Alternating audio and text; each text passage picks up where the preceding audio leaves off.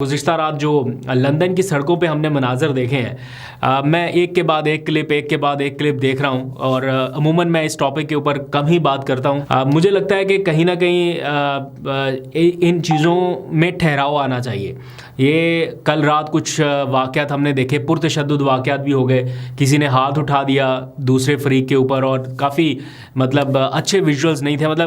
कुछ टाइम पहले तक, कुछ अर्सा पहले तक चीज़ें कुछ और तरह से थी, अभी बिल्कुल एक्सट्रीम की तरफ जाता जा रहा है मामला। और वफाकी हुकूमत जिस तरह से एक्शन ले रही है कि जनाब पासपोर्ट ब्लॉक करने हैं या आईडी कार्ड्स ब्लॉक करने हैं, ओवरसीज़ पाकिस्तानियों में तो वैसे ही मौजूदा रजीम की जो पॉपुलैरिटी है वो कम है। पॉपुलैरिटी तो दूर की बात है, मैं ख़ुद चूँकि ओवरसीज़ पाकिस्तानियों से राब्ते में हूँ तो उनके जज्बात मैं बहुत अच्छे से अंडरस्टैंड कर सकता हूँ या उनकी क्या राय है मुझे बहुत बेहतर पता है। तो अगर आपने इस तरह से लोगों को डरा धमका के या पासपोर्ट ब्लॉक करके, आईडी कार्ड ब्लॉक करके आपने ये सोचना है कि लोग खामोश होकर बैठ जाएंगे, तो आपने देखा कि एक दिन की खामोशी के बाद दोबारा से लोग इकट्ठा हो गए। मैं जस्टिफाई किसी चीज़ को नहीं कर रहा कि आप किसी को हरास करें या किसी को मारे पीटें या कुछ भी जो दोनों साइड से हो रहा है, मैं उसको जस्टिफाई नहीं करता। लेकिन ये है कि इस तरह के इक़दाम से जो अभी हुकूमत कर रही है, इससे तो उनका ऐसा नहीं है कि आप जाएंगे और अपने आप को बिल्कुल आप समझें कि अब हमने पासपोर्ट ब्लॉक कर दिया तो भी हमारे पीछे कोई नहीं आएगा। इससे तो रिटेलिएशन शायद बढ़ेगी या मामला थोड़ा सा और गंभीर होगा। तो हुकूमत को इस बारे में थोड़ी नरमी करनी चाहिए, ऐसे लोगों के साथ नरमी करनी चाहिए और मेरा ख्याल है कि अपनी पॉलिसी को रिविज़िट करना चाहिए ऐसे लोगों के हवाले से।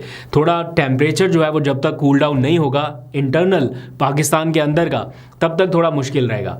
और अब ये 24 नवंबर का एहतजाज जो आने जा रहा है, इसकी वजह से तो शायद ये टेम्परेचर जो हम सोच रहे हैं या जिसकी हम उम्मीद लगाए बैठे हैं पिछले कुछ 2-2.5 सालों से, ये सारा कुछ वो नहीं है जो हम डिज़र्व करते हैं। जिस माहौल में हम इस टाइम आगे बढ़ रहे हैं कि अपने आसपास एक अजीब सी सेंस ऑफ इनसिक्योरिटी हम देख रहे हैं या एक पोलराइज्ड सोसाइटी में जो अदम बर्दाश्त बढ़ चुकी है, जिस लेवल तक जा चुकी है, ये हम डिज़र्व नहीं करते। कोई थोड़ा सा मेंटल पीस को, थोड़ा सा रिलैक्स माहौल हम भी डिज़र्व करते हैं। बाकी और मुल्कों की तरह हमारी तरजीहात भी और होनी चाहिए आगे बढ़ने की, positive bright moving forward Pakistan जैसी। लेकिन ये तब मुमकिन होगी जब आप लोगों की विल को अहमियत देंगे।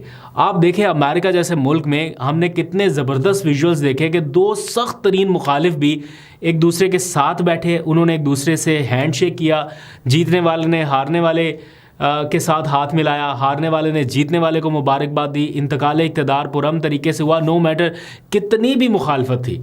लेकिन यहाँ पर जब आपने लोगों की विल को रिजेक्ट कर दिया या लोगों के वोट को, लोगों के मैंडेट को आपने बिल्कुल पसे पुश डाल दिया और फिर आप ये एक्सपेक्ट करें कि कोई आपके पीछे ना आए, कोई आपको आवाज़ ना कसे, कोई कुछ कहे ना, सारे खामोशी से बैठे, बस जो आप कर रहे हैं आप वो करते रहें, आइन बदलें, कानून बदलें, सब कुछ बदलें, कोई कुछ नहीं कर सकता। तो ये थोड़ा सा मेरा ख्याल अनफेयर हो जाता, थोड़ा सा नहीं बहुत ज़्यादा अनफेयर हो जाता है। इसको रिविज़िट करना पड़ेगा। और फिर आईनी अदालत का आज मामला शुरू हुआ। आईनी केसेस जो हैं वो पता चला है कि सुप्रीम कोर्ट ऑफ पाकिस्तान में टेकअप होना शुरू हो गए हैं और पहले कुछ 2-3 मुकदमात आज हुए हैं जो उन्होंने निपटाने शुरू किए। एक तो काजी फ़ाइज़ ईसा की बलूचिस्तान हाई कोर्ट में तकर्री के हवाले से कोई केस था, वो खारिज हो गया चूँकि अब तो मौसर ही नहीं रहा, गैर मौसर हो गया। फिर किसी शहरी ने दरख्वास्त दायर की थी कि पाकिस्तानियों की जो है वो बैरून मुल्क ख़वातीन से शादी जो है इसको रोका जाए, इसके ऊपर पाबंदी आयद की जाए।